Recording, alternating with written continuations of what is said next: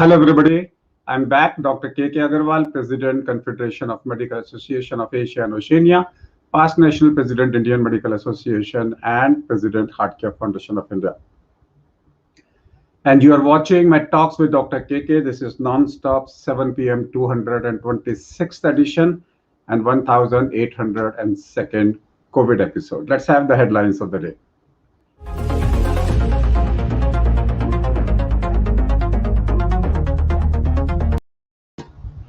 Arunachal Pradesh became a coronavirus-free state today with the 3 active cases recovering from the disease. No fresh cases has been recorded in the last 24 hours.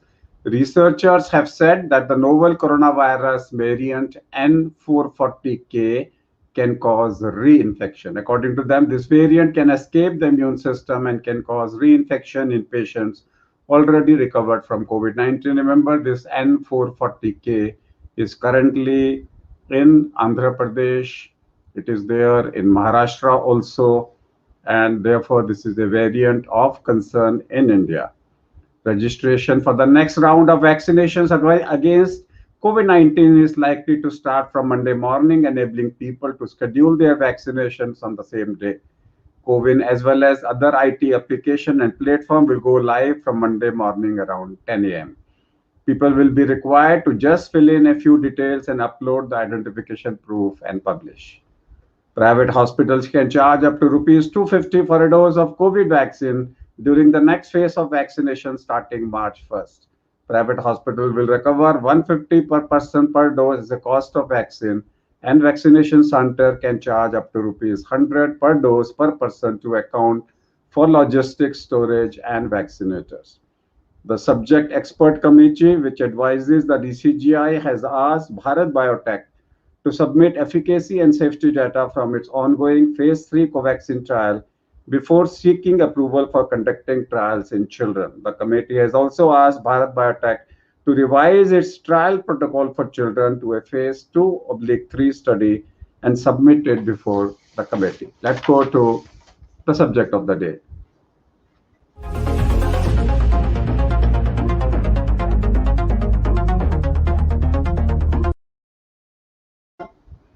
You know that Government of India has allowed vaccination for comorbid conditions between the age of 45 and 60. Now we will be picking up lots of conditions which are comorbid and understand if they develop, because today you have 2 choices. Either you take COVID vaccine or you will develop a COVID. So what are these comorbid situations? We are picking up one, that is COPD, chronic obstructive pulmonary disease, जिन्हें हम बड़े लोगों का asthma भी बोलते हैं, which is irreversible asthma, progressive, causes damage to the lungs. These are the people who are asthmatic all the time, and these are the people at a very high risk for death if they develop COVID-19. And these are the people on priority, must get their vaccination as early as possible. But before I introduce my special guest, it's customary in India, Atithi Devo Bhava.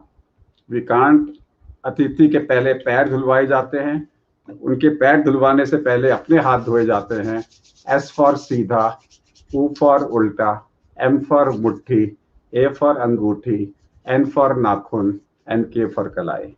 Once we have done that, we are now ready to invite and introduce our guest, and he is Professor Dr. Hari Sharma, a close friend for decades together and internationally settled. He is currently affiliated at the University Medical Center at Amsterdam. He is the founder president of Indian Academy of Biomedical Sciences and Society of Personalized Medicine, and a member of other international scientific societies. In his research and teaching career of over 40 years, he has established several research labs, obtained numerous grants, published 342 research papers, book chapters, abstracts, and has cloned several genes. He serves as an editor, editorial board member, and referee for several reputed journals and funding agencies. So Hari Shankar Sharma basically is a, uh, a physician at a molecular level, the basic sciences specialist, and he will be talking us about his research on COPD and also make us understand how COPD and COVID-19 interact. For those who are joining late, COPD means वो सारे लोग जिनकी खांसते रहते हैं, सांस लेते रहते हैं, irreversible asthma of the adults, जिसमें ब्रोंकाइटिस भी आता है, एम्फाइसीमा भी आता है. Let's listen to professor Hari Sharma. Thank you. Can you hear me? Yes. Kindly go ahead. I shared my slides. Are they visible? Yes. Okay, wonderful. Thank you. So at the outset, indeed, I would like to extend my thanks and lots of greetings from our tiny, gorgeous country, Netherlands. And indeed, we know each other for decades. Just a little anecdote. When I met for the first time, there was, I still have that an award which was bestowed as a young cardiovascular scientist who traveled to a conference where S. Padmavati, Madam, bestowed that award. I still have it in my downstairs in one of the cupboards. So that was, I think, maybe 25 years ago.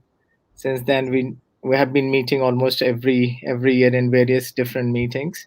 It's a pleasure for me to be in discussion and presentation with you, who has contributed immensely during the last, I would say, 1 year for this COVID cause, and provided a lot of information to the public and also to a lot of doctors, physicians, and the health workers by sharing and distributing, kind of circular knowledge, a pool which you have created globally, and then sharing mutual knowledge to everyone. So I really thank you very much, and I compliment and praise you for that from bottom of my heart, Dr. KK.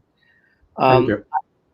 I would like to go through with the presentation by showing quite a few of our slides which I have compiled in the form of various papers, more than 2 dozen from our group, where I have taken one or two slides to make a point that what we are talking about, where we stand in terms of chronic obstructive lung disease. As we all know, COPD is on rise globally.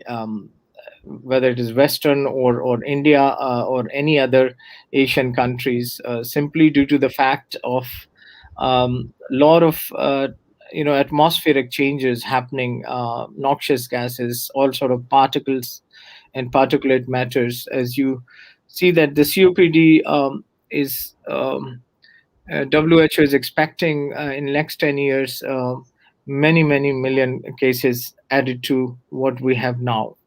So we need to develop better therapy and management of these patients. These are two, as you have already briefly introduced, that asthma and COPD, they are very related, very chronic lung diseases, and particularly in COPD, it becomes actually irreversible, and that's how you said that the asthma of elderly actually, and this is the situation because of constant changes happening in the lungs, leading to the this irreversible changes, and these patients need to be managed well to have their life span completed in a normal fashion. They do have a lot of troubles, but we are having enormous number of patients being added every year globally. So a challenge. Just to refresh memory to all of us, and also to some of the people, those who are not aware of our lungs, and so I have taken this slide to introduce where we are talking about. So when we take when we are breathing through the trachea, it get into the two lobes of the lungs through the main bronchus, divided into two, and which is the part called the conducting zone of the lungs, and the lower part where we have the whole alveolar part where the gaseous exchange takes place, where the air which we are breathing, oxygen is taken and CO2 is uh, exchanged through these alveolar network, where both arteries, fine capillaries are linked with the alveolar region, leading to the release of CO2 that can go out in our exhaled air. So that is called the respiratory zone. When we look at these main bronchial part, and if we cut it through the uh, as a transverse section, then you can see that it is a hollow pipe, but it has multiple layers and multiple constituents in terms of the cartilage, muscle layer, and obviously the inner wall as the lumen, and there are glands located in this area. So its structure is basically to create a contraction and relaxation kind of mechanism, which is essential for breathing and maintaining our normal breathing pattern. But asthma and COPD, that leads to the airflow limitation, so there are changes happening um, due to either the acute contraction, or in case of COPD, it's a long-term remodeling process.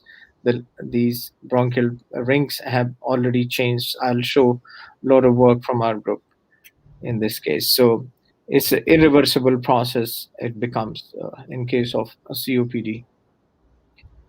In the normal, when we further go at a cellular level, as you can see here um, in a cartoon, these glands are of two types: secretory or conducting glands. Then we have this muscle layer, and the internal lumen has got this epithelium, and the cartilage is providing support to these um, uh, airway passage. And under the microscope, if you look at a nice pattern of these epithelial layer, beneath that the mucosal, some mucosa, and then these airway smooth muscle cells. The smooth muscle cells, they are the important entity which provides the contraction and relaxation of our airways. And then we have these all kind of glands which are mainly conducting and also secretory glands, and the cartilage is here. We look at the factors, and also when it comes to the patients, how we find out in a quick sense whether the patient has got COPD. That is linked with the symptoms, and the symptoms, for example, the shortness of breath, chronic cough, or constant production of sputum.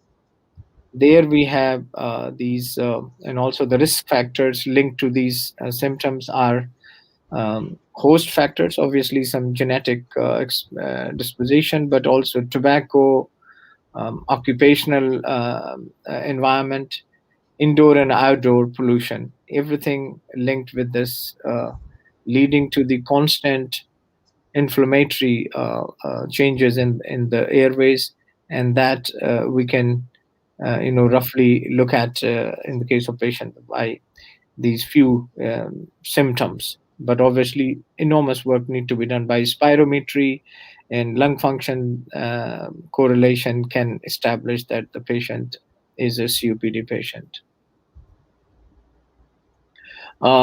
Obviously, this just a kind of cartoon to starting from the etiology understanding, then getting into pathobiology, which is a very complex step, and then the pathology, where we are talking about. So our work is predominantly linked with the pathology and molecular or cellular level, and that leads to the understanding of why this airflow limitation happening, what were the changes, and clinical manifestations. So we have all the data which I'll be presenting today is based on our patients.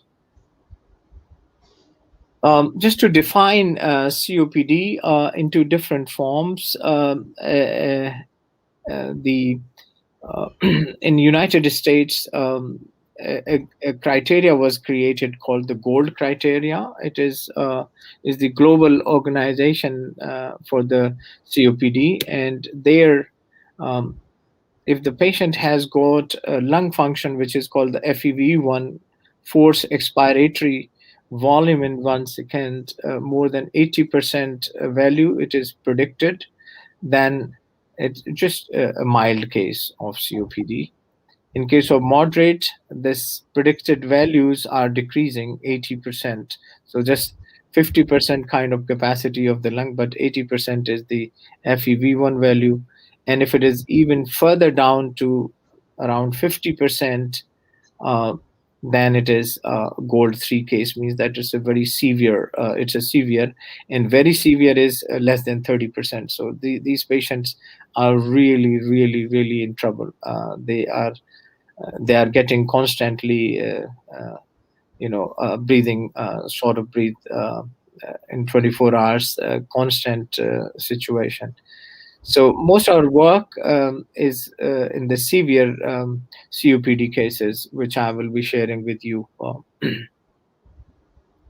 So we have looked at these lungs under the microscope by staining with variety of markers, but here I just show you how these lungs looks like under the microscope. In case of the normal situation, normal circumstances, you see a very nice intact epithelium, normal submucosal area, and a beautifully striated muscle, which is airway muscle, is able to, providing the support to contraction and relaxation in this case, in the normal situation, normal circumstances. And here we have cartilage. And obviously, microvessels in both the areas, submucosal as well as in the glandular or the um, beneath the airway smooth muscle, are also very important and key factors. And we have these glands here. So we would focus predominantly in these vessels because these vessels are further exaggerating and also further creating problem in these patients because of secretion of a large number of molecules which are unwanted in case when the disease is progressing. Look at the lung of a severe COPD patient. There's a completely swollen or there's a lot of edema here. The epithelial layer is broken at different parts, and you see this muscle mass has increased and it has changed, it has basically disarrayed. So the quality of muscle has also changed. Rather, the cells have changed their phenotype from contractile to more synthetic and more kind of plastic nature. So they lose their contractile proteins and then they change into non-contractile entity, which is really bad for our airways. And you see these swollen glands and a lot of vessels we see here of different size have come up. But imagine this cartilage which we see here is somewhere down there. This is the one which we have established. So similar magnification, I have taken these two images to make my point clear at a cellular level, tissue level, what's happening in these patients. So the data I'm sharing with you is based on the severe COPD patients. They were all between 50 to 75. So in that range of predicted value of FEV1. And in case of non-COPD, they were more than 85%. So very normal lung function. They had the reversibility of comparable 12% because that's what by doing the methylcholine reversibility test we looked at it.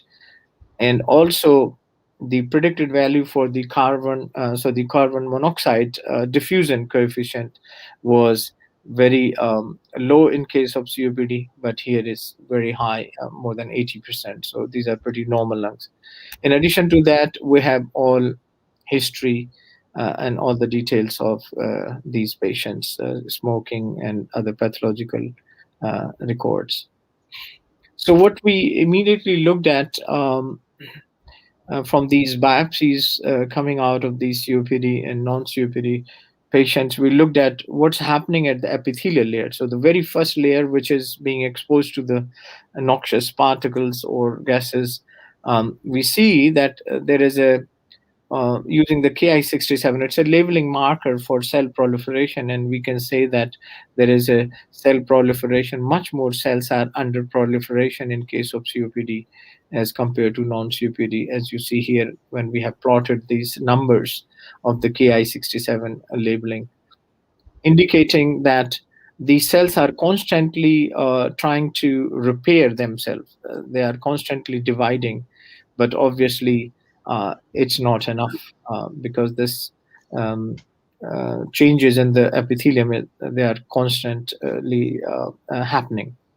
Now, the correlating this data with the lung function, because that is always when we are talking about patients, we need to look at any parameters, any biomarker which we have looked at. We need to link with the function, with the disease process. And as you can see here, there is a direct inverse correlation with the p-value of even 0.03 and r of -43. So it's a tremendous correlation of this linking, the Ki67 antibody staining as compared to the lung function. So the higher is the staining, the deteriorated is the function. Similarly, we have looked at a number of cytokines and growth factors using immunohistochemistry and quantified their data. And I have taken only one or two slides from few other from our papers. Here we have looked at fibroblast growth factor, which is a mesenchymal growth factor necessary for the maintenance and also the repair process. And here we found that this growth factor is enhanced, and as you can see here, and also in the blood vessels, this growth factor is much more expressed, and also epithelial cells and smooth muscle cells. So it's a differential expression pattern. Now, in these patients, those who have severe COPD, we looked at further different sections and different areas, and we could establish that they have also severe pulmonary hypertension, because this is a classical, the whole paper where we have looked at number of remodeling process of these vessels, and as you can see here, these pulmonary vessels are changing at a level due to the staining. Here we have the laminin, and here we have fibronectin. And in both the cases, as you can see here, that a special rim of these vessels are stained with these matrix proteins. Very interesting, indicating that there is an intimal fibrosis. So these vessels, endothelial lining, and above that the smooth muscle layer, they have changing their phenotype to have much more fibrotic response, and then these vessels are growing within, leading to almost occlusion and severe pulmonary hypertension. So these patients, they have pulmonary hypertension and eventually leading to the right heart failure. That is further work which we have extrapolated in another paper. But today I'm just focusing on showing what's happening at cellular level, and also what are the factors linked to these events. So as I said in the beginning, that we were very much interested these smooth muscle cells because they were changing their phenotype. They were changing from contractile to the synthetic because they were disarrayed, and large number of smooth muscle cells we found there. Then we decided to take those small biopsies and culture those smooth muscle cells. And what we did here, a small bronchial ring. As you can see, we scraped the epithelial layer and then dissected out the smooth muscle cells from this small piece of tissue, and then put it in the petri dish and cultured using classical culture method. What happened? I'm missing.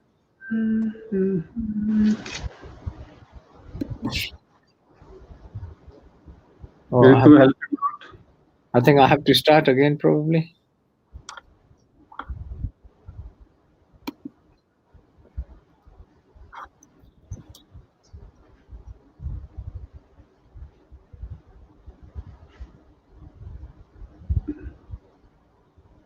You share Slide. your slides again and then quickly go. Okay. Share the screen.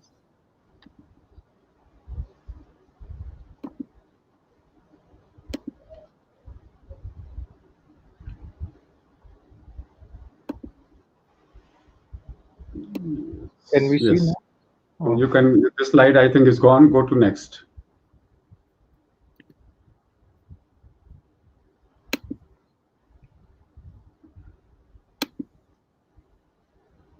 my slide is here.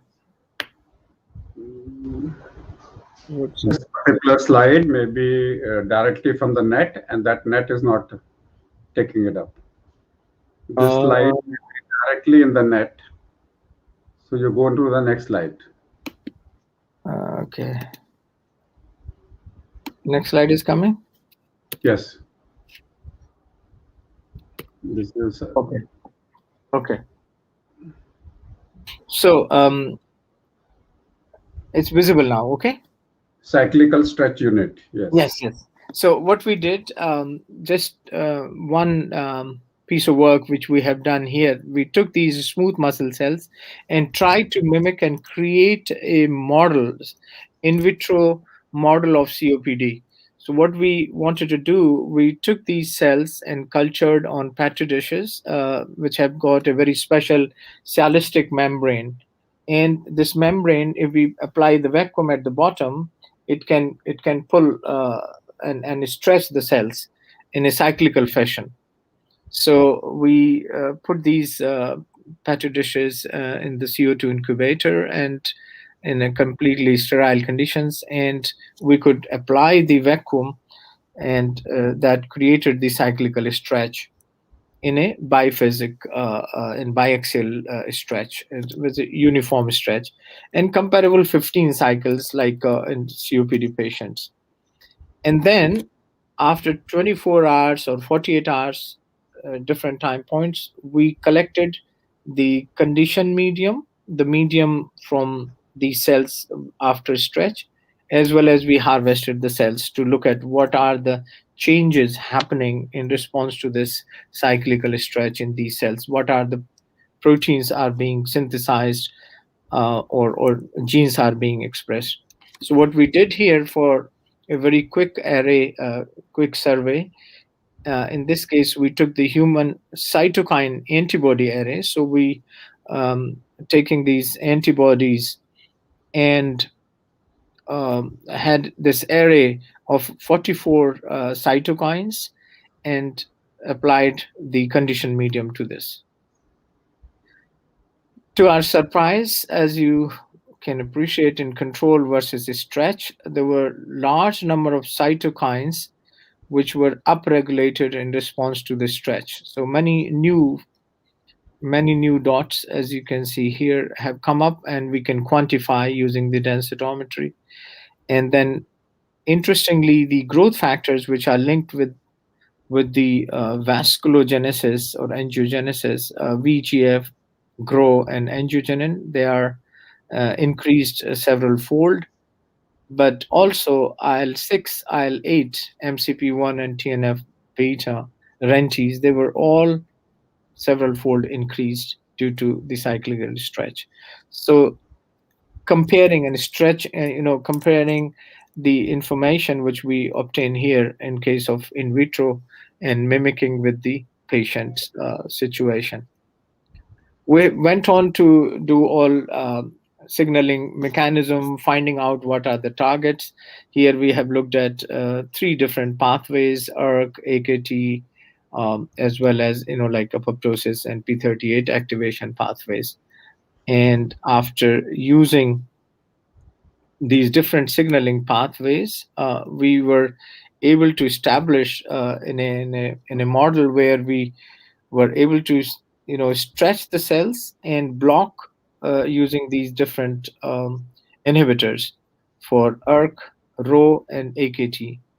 And in case of blocking the VEGF production, so the endpoint which we were measuring in these cells was always VEGF, and that is several fold decreased in case of ERK. So when we block the ERK, VEGF is reduced to several fold, but not other pathways. So we could find a therapeutic target for reducing the production of one of the key molecule in these lungs, is the ERK pathway. And if we can block the ERK, we can take this further to block the VEGF production in the lungs, and hence the edema and acute blocking, acute limitation of the airways, acute blocking of the air passage.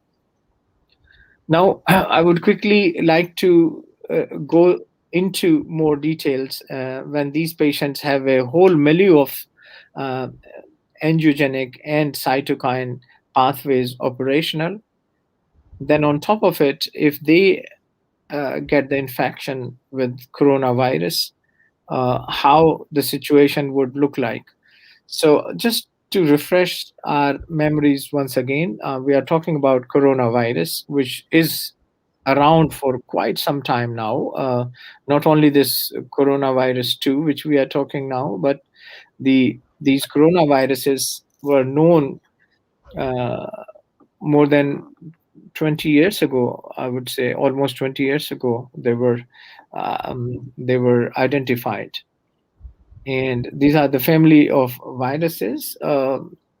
Common cold or more severe disease such as MERS, which was when the virus was found in the Middle East, and the severe acute, the SARS. Then we are talking about the SARS virus because it creates the severe acute respiratory syndrome, and this um, was already identified, obviously, in 2002. But now this virus got further mutated and changed completely in the structure, and was found in December 2019. Hence, it is called um, SARS-CoV-2, and the disease it's producing is COVID-19 because of the 2019. So this virus SARS-CoV-2, how it looks like, and how this will be affecting further in our epithelial or the airway passage, that's what we will look at now. Highly structured. So this is really highly structured and expressional organization. So it's a RNA virus, which has got a beautiful envelope and a number of larger proteins which are creating it more rigid and keeping this RNA, single stranded RNA, secure and safe inside. So very, very tough virus. And so it has got the spike proteins, these ones, they are protruding out. And then the membrane protein, these ones. And then it has got the envelope proteins and also the nucleocaspid end proteins. And this is the whole genomic structure, starting from 5' to 3', the RNA, 1A, 1B, S. These are the non-coding areas, but here is the areas of spike, envelope, membrane. So highly structured, highly organized virus when we look at its genomic structure. Things are changing globally so badly for the last 1 year. As you can see, I have just refreshed these data some hours ago. More than 114 million cases of coronavirus globally, with more than 2.5 million deaths globally. And if you look at this data, India is just after US when it comes to the number of cases, and also the deaths are relatively much low as far as India is concerned, but it is still continuing. Yesterday, some 291 they reported, but many other countries, particularly Western countries, are hugely affected. At the moment, we are in Netherlands is complete lockdown with the night curfew starting at 9 o'clock till 4:30 in the morning. So very tough situation in the West, particularly Europe, UK, and many other countries. If I look at India, not so bad, but we have to think about it. What's happening now? The second wave, which is looking like so. If you look at here the data for India, about 11 million and 157 deaths, and this is a kind of peak they had at September, October, and this has gone down to a very low level. If they can maintain, would be really. I think it's a high time to get vaccinated as early as possible. As you see here, the number of deaths are not so high, and the recovery rate is really remarkable as far as India is concerned. Um, High rate of infection, whatever the infection, and then the recovery is also at the same number. So this is the comparable data with the current situation. Now, I would like to go more detail in case of COVID, in case of the SARS-CoV virus, COVID-2 virus, how it is affecting, and also in comparison to these patients with COPD. So how this virus affects, as I showed you in one of the early slides, that these spike proteins are attached when it virus gets into our airway, air passes, then it attaches to the ACE2 receptor, which are ubiquitous, which are present on epithelial cells, and this spike protein attaches, and then virus is getting this spike protein changes its conformation, and then the virus gets into the cell. And most interestingly, what happens as soon as the virus is coming inside the cell is thinking that it's a very normal process because it's a natural receptor mediated event. So cell realizes that it's fine. Something is being attached and it's coming through the receptor, so I'm all right. But what happens when the virus comes into the cell? It starts getting replicated. So it starts immediately from single stranded RNA to make the antisense, and then this preparing in the ribosome, preparing the proteins. So as classical natural process of protein synthesis translation occurs, and then it starts to synthesize all the proteins because the virus has this RNA has got all sequentially arranged these proteins, and these proteins quickly get organize themselves, and then they start creating virus particles again, because so this both the strands were available, so all the sense strands, they get immediately organized, and this virus proteins which are synthesized by our natural cell, our natural epithelial cell, they start making more and more viruses. But when the virus is being, not those proteins are being structured for the cell function, cell realizes, oh, I have made some mistake. What I have done, I have created some new proteins which are not mine. So cell starts trying to save itself by trying to kill these proteins by releasing the lysosomal enzymes. Most lot of proteases are being released in order to kill those viral proteins, but that is not the case, because these viral proteins, they get quickly organized, and get the RNA inside, and then they become the virus particles, and then they get released through the typical classical Golgi apparatus. But in doing so, cell itself has killed, means gone into the suicidal phase. So you can imagine that epithelial lining, when it starts to die, starts to get denuded, the whole process, which is already happening in case of COPD patients, this is worsening the situation uh, up to a highest level in case of COPD patients. Um, in the pathological sequence, as you can see here, the faulty immune response and the healthy immune response.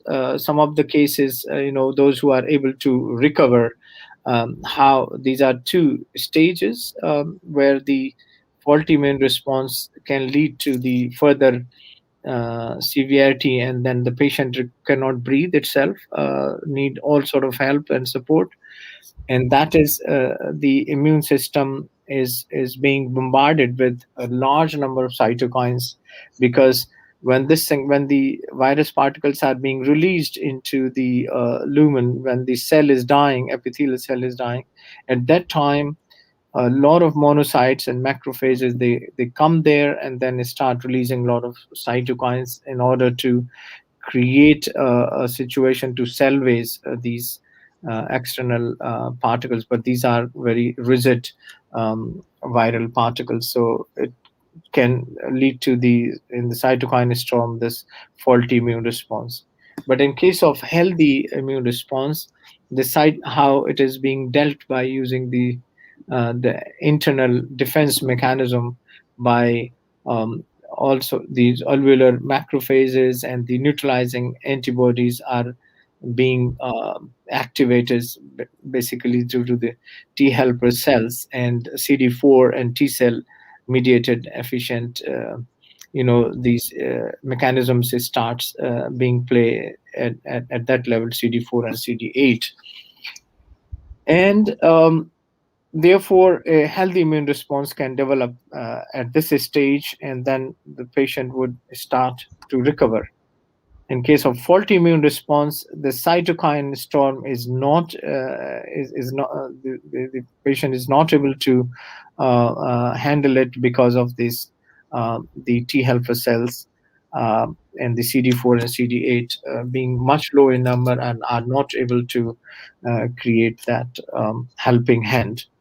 And in this case, this is the healthy immune response, which is helpful for patients to recover.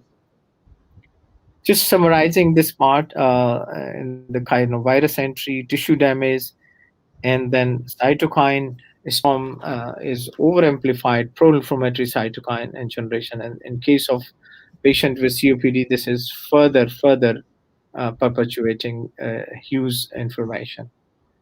And then if you look at the airway inflammation and multiple organ, the patients, those who are with the already with the COPD cases can develop ARDS, and then um, uh, becomes much tough to save them. Now, the neutralizing antibodies, those who are developed in case of the immune response, this is the kind of timeline. Um, the incubation period, which is about 7 days roughly, and then IgM is produced between 0 to 7 days, obviously, when the virus is entering, and then during these early 7 days, you have the IgM produced, which is a early response, and then after that we have IgG produced at a high level, and then IgM disappears. And this IgG is a long response against virus. So if the virus is still around, IgGs would engulf and then help the patients to manage their life. And that's how the recovery stage happens. Quickly touching about the vaccines, we are talking about the many vaccines are in place, and then um, yesterday there was a wonderful presentation which I have also heard with Dr. KK, um, a young clinician from US presenting on vaccine and which vaccine and how and what. I just have taken one or two slides from the recent publications, why we should have two doses, and as you can see here, um, the how the vaccine actually work in our body, um, in a how it is creating the defense mechanism. Just one example using the RNA vaccine. This is exactly in the same way as the virus is acting, but here we have taken only a part of the anti part of the virus, just the spike protein, and releasing to these spike proteins would help these patients to have more defense mechanism. The timeline, we are not really sure how long this IgG effect will be there, but this is how the two dose response has been established when you give the first vaccine, and then after some time, if you do give the booster within a month or so, then this is the response, and it is hoped that it will be for at least a year or maybe more, this IgG response. Number of vaccines are in pipeline, and many vaccines have already been distributed. They have been given authorization. We call the emergency authorization from many countries, and India is front runner in at least two vaccines at the moment, and I think the third one would also be very soon being produced in India. Um, Amazing, the amount of the work which is being done and being carried out in India. Really heads off. When we look at the West and particularly Europe, we are still not yet vaccinated. Being, Holland is just 16.5 million, and I think India has already more than that vaccinated. We are still in the queue, and waiting for our turn to come. So these are various vaccines, RNA vaccines, DNA vaccines, or the vaccine with the, for example, the Bharat Biotech vaccine is not here. And that one is a total virus vaccine, like Sinovac, Sinopharm is the same as Bharat yes, Biotech. yes, exactly. Bharat Biotech and Sinopharm, the Chinese vaccine. Right, right, right. And Sputnik is also, no, Sputnik is part of it, I think. Yeah. Sputnik is there in viral vector. J&J, Jamalia Sputnik is there. Okay, okay, okay. Here is the Gamaleya's Sputnik. Yes, yes, yes, yes, yes. Yeah. So these are various vaccines, and I think just to summarize what I have conveyed so far, and where we stand at the moment. In case of patient, those who are already comorbid with COPD, and because this is a constant mechanism of perpetuated situation happening in these patients with the COPD, noxious particles, tobacco, and other, that leads to the dysregulated repair. So this dysregulated repair is the key, and on top of it, if the virus comes and these cells, which are so key cells, are if they are dying, then the body is trying to create those mechanisms. In case of COPD, normal circumstances, we have this repair process going on, and we are able to manage these patients by having all sort of inhalers and management of these patients, so that this repair mechanism is at least maintained. And in here you see that these smooth muscle cells, as I showed, they start producing large number of cytokines and also VEGF, and this VEGF is linked with the more angiogenesis, more blood vessels, and as you can see, the recruitment of inflammatory cells comes because there is a crosstalk between various growth factors and cytokines, and this can lead to the remodeling of vessels and pulmonary hypertension and right heart failure, and also these cells are leading to the hypertrophy themselves. So yeah, worsening in case of COPD, because these epithelial cells are involved in both the cases. So there is this kind of synergy, negative synergy, in when patients are with the COPD. And I think this is just my last slide to, uh, concluding that the SARS-CoV-2 poses an immune threat due to its ability to the host system, leading to the interrupted or faulty immune system. Chronic lung disease further aggravate the severity. And since the outbreak, the numerous research papers, obviously, I think in the last 1 year, what amount of research which has come out throughout the world is really, really magnanimous. And we are all working hard to find better. And I think maybe I would throw myself a question to you, Dr. KK, at this level, that whether therapeutic strategies against COVID could be one, in addition to vaccines which are underway, and also as we know that the virus is mutating so regularly. So I would stop here, and I would like to thank for listening me, and I will be happy to be part of. Thanks. So what we are doing here is that we are taking different paths of inflammation when it comes to pulmonary COVID. I call them as pulmonary COVID. Yeah. There is a pulmonary COVID. We attack the gamma interferon pathway Uh-huh. and PLA2, which is phospholipase A2 pathway. Yeah. So early steroids are given for that. Yeah.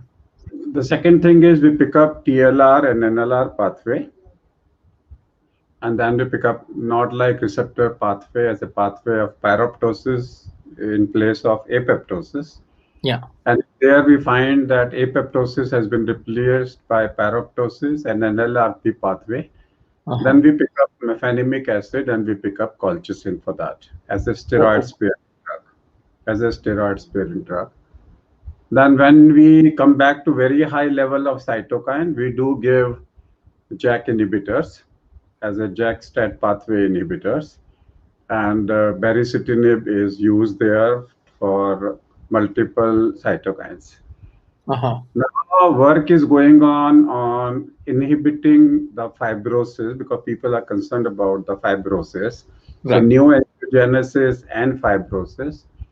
There, artemisinin, which is artesunate, which is used for malaria, Right. has been to be a TGF beta inhibitor. Yeah. People are working on Avastin in as a VEGF inhibitor to reduce the dysregulated healing process so that person does not end up into a fibrosis.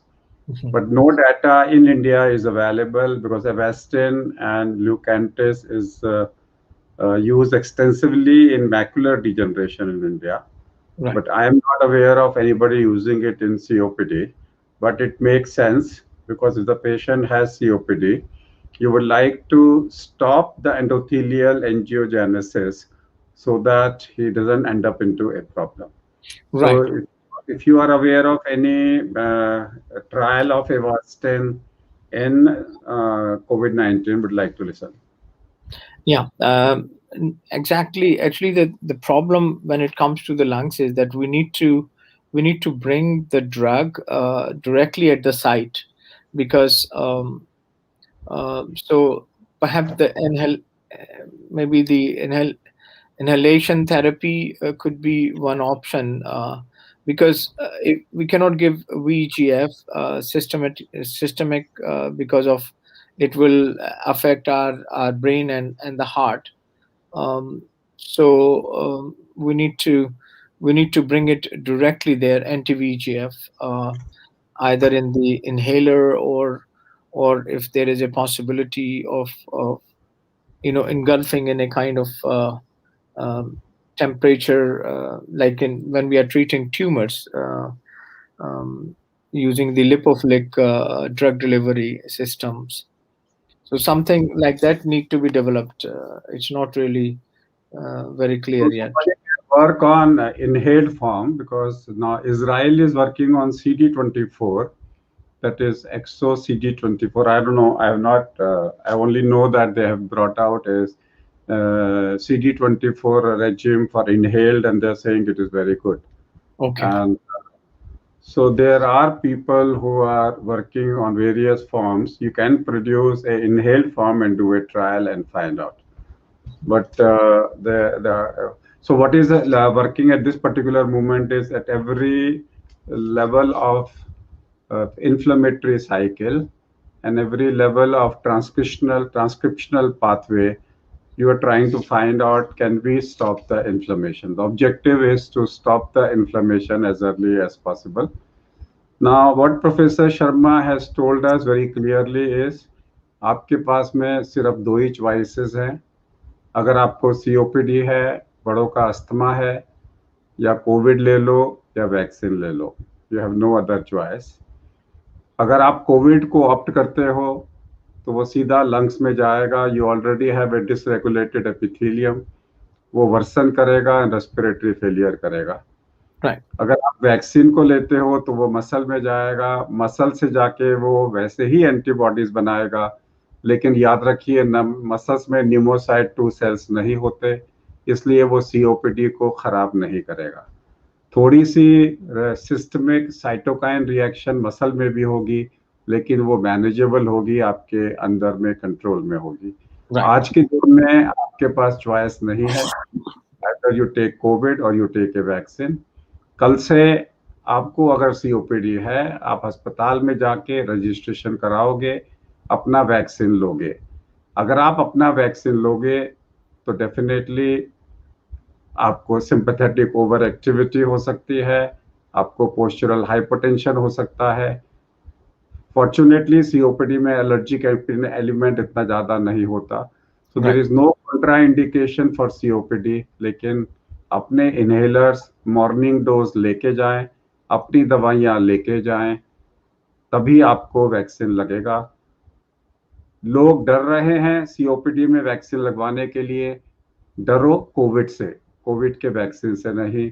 Covid का vaccine आपके पास बचाव के लिए है. और आज doctor हरी शर्मा ने बहुत सारी चीजें बताई हैं कि जिस प्रकार से मेडिकल के लेवल पे डैमेज होता है लंग में, रिसर्चेस चालू हैं कि किसी तरीके से हम एक बायोलॉजिकल मॉडल बना के और ढूंढ सकें ऐसी दवाइयों को जो इसको ढूंढ सकें. जैसे TGF बीटा इनहिबिटर भारत की एक हब से, आर्टेमिसिन जो कि चाइना में भी हब निकली थी, उसी से निकल के आया है. तो हो सकता है कोई VGEF इनहिबिटर भी किसी ना किसी हर्ब में हो और भारत उसको जुगाड़ करके उसको इन्वेंट कर सके. जाते जाते मैं डॉक्टर शर्मा से कहूंगा 5 टेक होम मैसेजेस लोगों को दें. जी. तो सबसे पहले तो पर्टिकुलरली जो पेशेंट विद COPD जिनको है और माइल्ड है या मॉडरेट टू सीवियर है, वो सब लोग घबराएं नहीं. मतलब जैसे मैनेज कर रहे हैं उस तरीके से मैनेज कर रहे हैं अपने इनहेलर और वो सब, having a very disciplined regime. And then because COVID can further aggravate the whole inflammation pathway, so it's important that they should definitely get the vaccine, whatever the vaccine available. And as we know that there are so many different variety of vaccines available, whatever is available right now should be taken as early as possible. Because virus is changing on a regular basis, and at least the current defense mechanism or to create that herd immunity for everyone is very important to create that level of safety. So this is one important advice.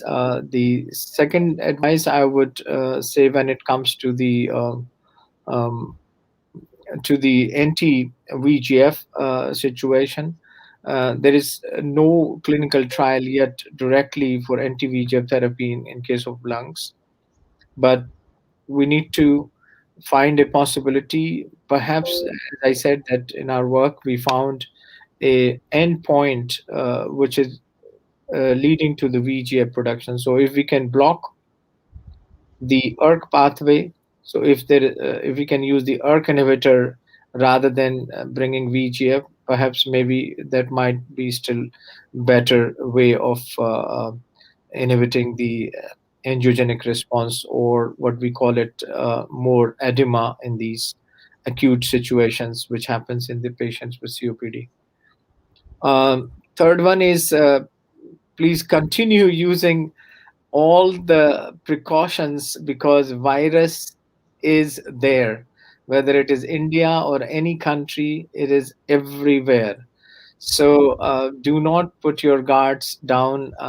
Please continue using your mask at least. And here in Holland, we take 1.5 meter kind of distance. So if there is a possibility to have, if you are sitting 1.5 meter away from one another, then you may take off your mask. Otherwise, continue using mask and keeping hygiene, and also washing your hands or sanitizing your hands regularly. And fourth, which is I think very important, and I would say, and also add, Dr. KK is an expert in mixing spirituality, mixing our heritage to the modern science. I think he has amazing examples. So please, India is showing the path. Yoga. Every household is doing yoga throughout the world. Breathing exercises. So I think we should continue those regimes when it comes to keep our positive vibes. And finally, which is I think important to all of us, is to collaborate, to share without any hesitation. If the knowledge is of relevance, if the knowledge is important for, irrespective of which country, or science has no boundaries. So I would like to stress here that everyone is a stakeholder, whether it's a clinician who is seeing patients every day, or a scientist working in collaboration with the clinician, or a absolutely basic scientist.